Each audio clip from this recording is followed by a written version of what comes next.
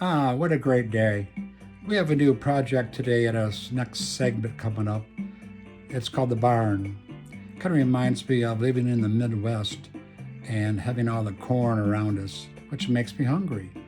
We do have a great recipe for corn chowder, which my granddaughter, Scarlett, loves. So visit our website to get the recipe and enjoy.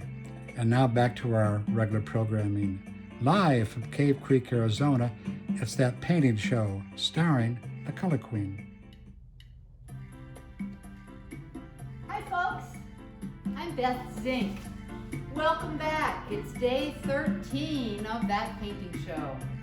We appreciate all of you joining us. Gosh, we've had over 3,000 views on YouTube. It's crazy. Anyway, today, by popular demand, we are going to do a new painting, step by step. It'll take us 3 or 4 segments probably. And the painting choice is a Midwestern barn. I've underpainted the background already, the sky and the foreground. But before I get too far, Captain John, who's today's lucky duck? The Lucky Duck. It's David from Rhode Island. David from Rhode Island. Sounds familiar. He asks, do any of your siblings have your artistic talent? No, David, you know you don't. But you guys have other talents. Anyway, thanks for the inquiry. So the first thing I'm going to do is transfer the barn and the barns and the trees and kind of do a little sketch here against the background. And I'm going to draw them. I'm going to draw them with a chalk pencil. But what if you can't draw? All right, if you can't draw, we have other tricks. This is called transfer paper. And I place it right here on the canvas with this enlarged photo. And it's that with the transfer side down. What I do then is just go over the basic large forms. Now, some people might think this is cheating. I don't, because you're not going to get a master's degree from watching this video or any of these videos. And yes, if you are going to school and you're going to get a degree, I would say this is cheating. But for today, it is not. You guys are just here for the fun and to learn what you can. I'm just going to press down kind of hard, and hopefully when I lift this off, you will be able to see the shape of the barn. Not all the details, just the big major shapes. And I might even kind of go like this to kind of indicate where the fence line is. All right, let's see if that worked. Voila! Look, that's perfect. Okay, so draw if you can. I like to use chalk or a chalk pencil. I might even go over a little bit just so I can see it. This barn was actually somewhere in Michigan near where Captain John went to camp when he was a kid, up in the northern part of Michigan. It was just a really pretty barn, actually other barn outbuildings too. But then there were some trees over here as well. As you can see, this sky did not have any clouds, but you can always add clouds even if you don't want, if they weren't there. What I'm going to do now is basically rough in the shape of these buildings. I have a big, broad, flat brush. Say, Queenie, Yes, can you make that barn red? I could. Yes. Matter of fact, what I would do is, every place it's gray, I would just make it red, and every place it's really black, I would just make it a darker red. So that's easy enough to do. That's when we talked about values, lightness and darkness of a color. You can change any color as long as you make sure that the values have changed. Dark red here, lighter red here, same thing over there. Do you know why barns are red?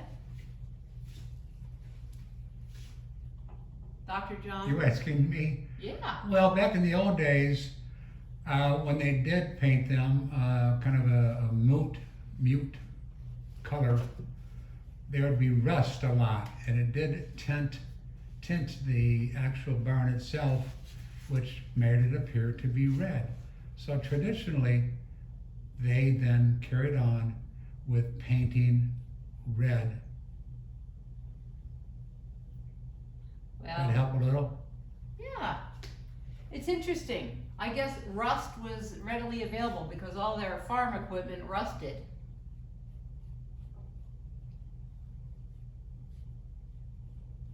I also heard that rust actually helped keep the wood from insects from bothering the wood, so I don't know. There are a lot of old wives' tales, farmers' tales about all of that. Here I can see this barn is a lot in shadow. You know, it's important to paint what you see. Sometimes it's hard for us to, we think, oh, that should look like that. But if you just really concentrate and paint what you see, I am going to have this right here where I can see it better.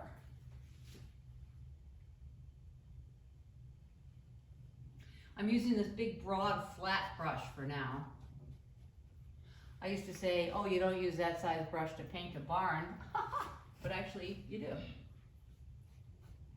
Hey, Teach, by the way, you're really styling with your new do.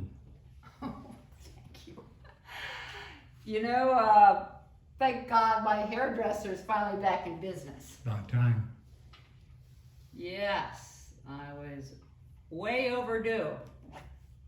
She did tell me, however, that I really didn't screw it up too much by cutting it myself.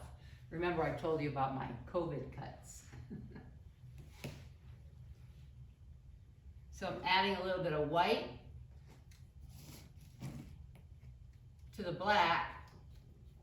And see how I'm making my strokes look like barn, like wood?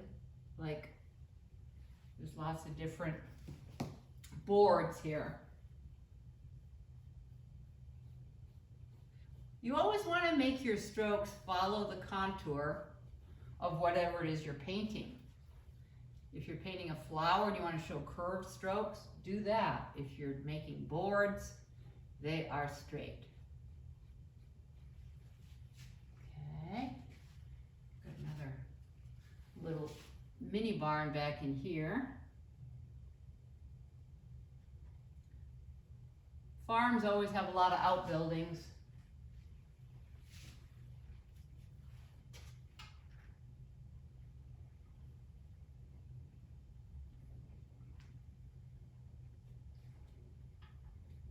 By the way, Dr. John, or Captain John, as he's known now, is a great cook. And he mentioned something about a recipe that we'll have available on our website. And I just want to let you know, go to the contact page where it says, go to contact us. And in the little box where it says, send us a message, just say, I want that recipe, and we will make sure that we send it off to you. We don't want everybody to have the recipe, just those who care about it. Well, let me see here. Under here, a little bit of a lower part of the barn here, and another little angled building here. You can see this is really rough, but already it's looking like something, so that's good.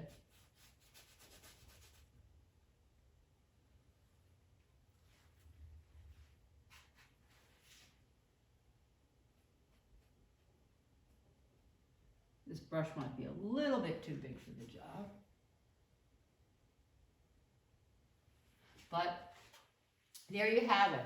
You have the blocked in sky and the green, the field in the foreground. We've sketched in the barn. We'll add the happy little trees next time because I think it's time for us to talk about our super sale. On our website, new website, so excited about it, we have our pillows offered again, but you can pre-order any pillow you choose.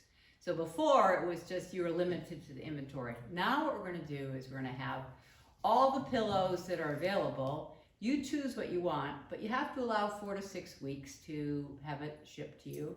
Free shipping, of course, and they've been very popular and they're still on sale. Next, Pearls of Wisdom.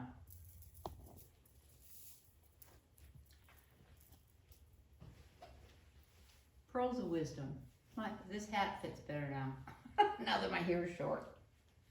Anyway, these are from Albert Einstein. He says, logic will get you from A to Z, but imagination will take you everywhere you'd want to go. So, bye-bye. Cheers. Stay well. See you next time. Thanks for joining us.